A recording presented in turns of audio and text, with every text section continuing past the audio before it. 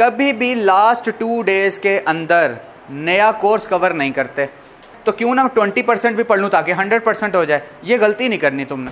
Selective study میں کبھی بھی سلیکٹو ٹاپک نہیں پڑھتے, سلیکٹو چیپٹر پڑھتے ہیں. ہمیں پورا کوشچن پیپر ہی پڑھ کے ایسا لگتا ہے نہ اے آندہ ہے نہ اے آندہ نہ اے آندہ ہے, مجھے تو کچھ بھی نہیں آتا. تمہارا تو 80% کورس کور تھا. یہ آپ کا مائنڈ کب کام کرتا ہے؟ جب آپ سو جاتے ہیں. وہ سارے دن کی انفارمیشن کو اپنی اپنی جگہ ترتیب سے رکھ. بیٹا باتیں چھوٹی چھوٹی ہیں, اس دن تمہیں یاد آئیں گی کہ شکر ہے ہمیں پتہ تھی یہ باتیں. جن کو نہیں پتہ ہوں گی ان کے تم منہ اترے ہوئے دیکھو گے. سب کو پتہ ہے SQ3R کا. پھر کل ہم نے ڈسکشن کی تھی کہ how to revise a book in a single day. ایک دن کے اندر ہم پوری بک کیسے ریوائز کر سکتے ہیں. پیپر اٹیمپٹ کرنے کے حوالے سے کچھ سوالات کے ابھی میں جواب دوں گا. اس ورک شاپ کے اندر میں آپ کو بتاؤں گا کہ پیپر اٹیمپٹ کیسے کرنا ہے, تھیوری کا پیپر کیسے اٹیمپٹ کرنا ہے, MCQ کا پیپر کیسے اٹیمپٹ کرنا ہے, اور کچھ باتوں کا احتیاط کرنا ہے ایگزامینیشن ہال سے جانے سے پہلے. اس سے ایک دن پہلے کیا کھانا ہے, کیا روٹین ہو, کیا چیزیں ہوں, وہ ساری باتیں میں ابھی آپ کے ساتھ ڈسکس کرنے لگا. آر یو ریڈی جی؟ بچے کچھ چیزوں کا خیال آج سے کرنا ہے. سب سے پہلی چیز, جب آپ رات کو سوتے ہیں, میں ایگزامینیشن ہال سے ایک دن پہلے کی کہانی آپ کے ساتھ ڈسکس کر رہا ہوں کہ صبح پیپر ہے, کل پیپر ہے, اور آج کی روٹین کیا ہونی چاہیے. بچے کبھی بھی ایگزامینیشن ہال کے اندر بیٹھ کے پیپر میں آپ کا پیپر کبھی اچھا نہیں ہو سکتا اگر آپ کی نیند پوری نہیں ہوئی. اگر آپ کے پاس ساؤنڈ سلیپ نہیں لے کے آئے, اچھی نیند نہیں لے کے آئے, تو سارا ڈسٹربنس یہاں کا پیپر. آپ خود بتاؤ, نیند پوری نہ ہوئی ہو تمہارا پیپر اچھا ہو سکتا ہے؟ اس کا مطلب وہ ایک دن پہلے کی روٹین بڑی میٹر کرے گی. جب آپ نے وہ ساری ٹریگر شیٹس بنائی ہوں گی جس کا میں نے آپ کو لاسٹ لیکچر میں بتا دیا تھا, وہ بنی ہوئی ہوں, اس سے ریویژن کرنی ہے. اور کوشش کرنی ہے کہ جب صبح پیپر ہے تو مغرب تک تمہاری چیزیں ریویژن ختم ہو چکی ہو. کبھی بھی لاسٹ 2 days کے اندر نیا کورس کور نہیں کرتے.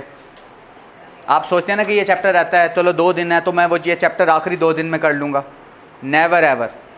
کبھی بھی آخری 2 دن میں کوئی نیا کنٹینٹ نہیں پڑھنا, آپ نے کوئی نیا چیپٹر نہیں کرنا. پھر کیا کرنا ہے بیٹا, جو ہونا تھا وہ سال میں ہو گیا, جتنا پڑھا ہوا ہے اس کو پکا کرنا. اگر تم سمجھتے ہو کہ میرا 80% کورس کور ہے اور صرف 2 دن رہ گئے ہیں, تو کیوں نہ 20% بھی پڑھ لوں تاکہ 100% ہو جائے. یہ غلطی نہیں کرنی تم نے. ہو گیا 80% تو بس ہو گیا 80%. اس 80% کی ریویژن 2 دن میں کرو کہ بھائی اس 80% کورس میں سے کوئی سوال آئے تو وہ نہیں مجھ سے چھوٹنا چاہیے. ہم 100% کورس کور کرنے کے چکر میں 80% پہ بھی گرپ لوز کر دیتے ہیں. تو پھر اس 80% میں سے بھی جب کوشچن آتا ہے ہم کرنے کے قابل نہیں ہوتے, کیونکہ وہ پالش نہیں کیا آخری 2 دن میں, اس کی ریویژن نہیں کی. بیٹا پہلی ٹپ سمجھ آئی آپ کو کہ آپ نے کبھی بھی پیپر سے پہلے جب 1-2 دن رہ جائیں تو نیا کنٹینٹ, نئی چیزیں پڑھنا چھوڑ دو. جو پورا 1 سال پڑھا ہے اس کو ریوائز کرو, وہ تمہاری محنت ہے, اس کو ریکال کرو, اس کو ارینج کرو, اس کو ہر طرح سے دیکھو کہ یار دیکھو جو تو میں نے نئی چیپٹر پڑھا. میں تمہیں سلیکٹو اسٹڈی بھی بتا دیتا ہوں, حالانکہ وہ آج اس میں آنی نہیں تھی, چلو وہ بھی سن لو. اکثر بچے پوچھتے ہیں جی امپورٹنٹ کے نشان لگا دیں, سلیکٹو اسٹڈی کا بتا دیں.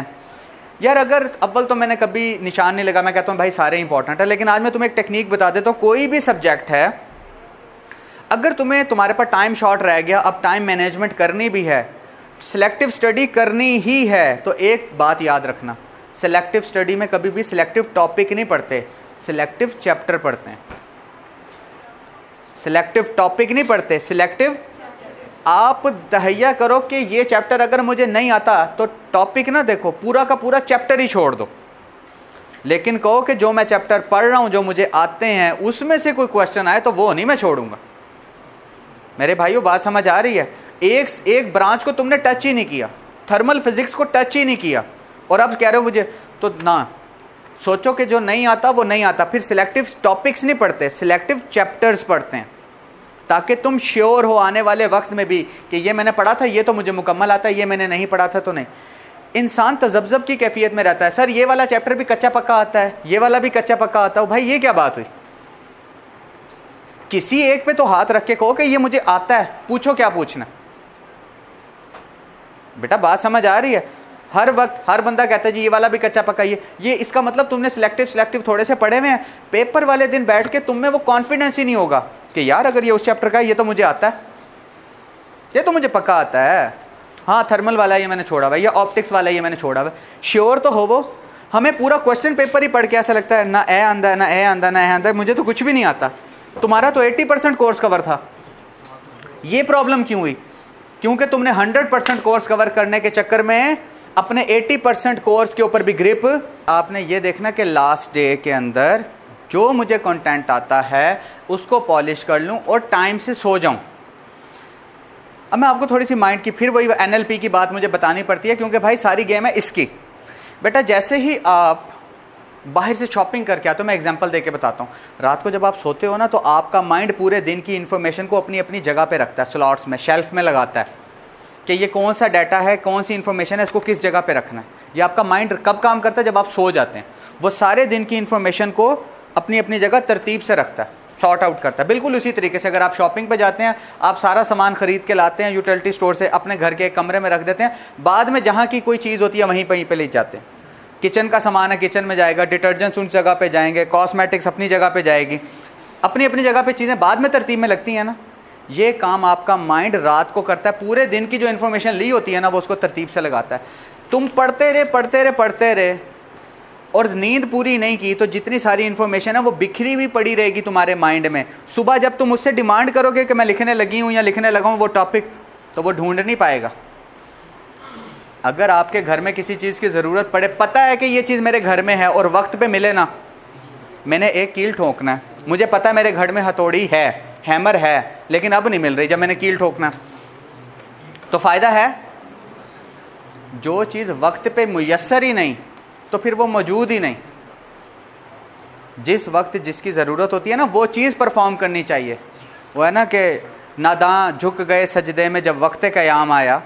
وہ بھائی جس چیز کی جب ڈیمانڈ ہوتی ہے وہ پرفارم کرنا چاہیے.